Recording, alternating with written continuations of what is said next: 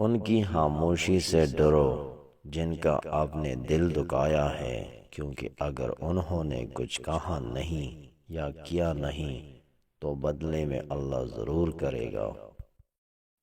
آپ جتنے خاموش ہوں گے اتنا ہی آپ بہتر سن سکیں گے۔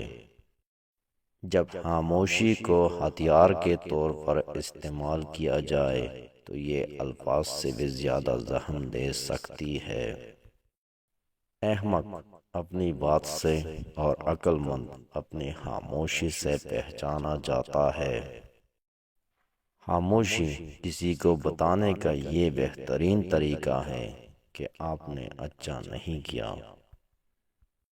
خاموشی سے کی گئی دعا اور محبت دونوں ہی طاقت رکھتی ہے۔ خاموش رہنا بہت مشکل ہے، لیکن خاموشی بہت بہترین انتقام ہے۔ خاموشی بھی ایک عظیم نعمت ہے، خاص طور پر اس وقت جب اختلافات زیادہ ہوں، آوازیں بلند ہوں، علم کی کمی ہو اور دلیل کی کوئی اوقات نہ ہو۔ بولنے کا حق چھینا جا سکتا ہے، خاموش رہنے کا نہیں۔ خاموشی ایک ایسی عبادت ہے جسے فرشتہ لکھ نہیں سکتا، شیطان اسے بگاڑ نہیں سکتا اور کوئی اسے جان نہیں سکتا۔ خاموشی آپ کے ذہنی تناؤ، سٹریس کو کم کر کے آپ کو باشعور انسان بننے میں مدد دیتی ہے۔ خاموشی آپ کو ایک کامیاب انسان بننے میں مدد دیتی ہے۔ ناراض آدمی کو پیار سے خاموش کرو، بیمار انسان کو نرمی سے خاموش کرو، کنجوس کو سخاوت سے خاموش کرو اور جھوٹے کو سچ کے ساتھ خاموش کرو۔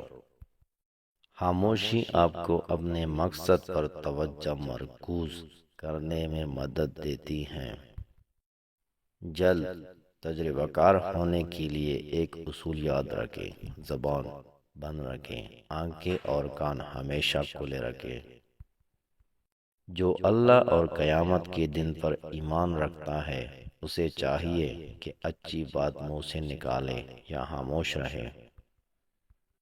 مکافات عمل دستک نہیں دیتی اور نہ ہی اسے راستہ ڈھونڈنا پڑتا ہے، یہ انسان کی طرف مدعو کیا جانے والا عمل ہے۔ اگر معلم کے پاس علم ہو تو اس کو چاہیے اپنے علم کا حرف حرف تقسیم کرے۔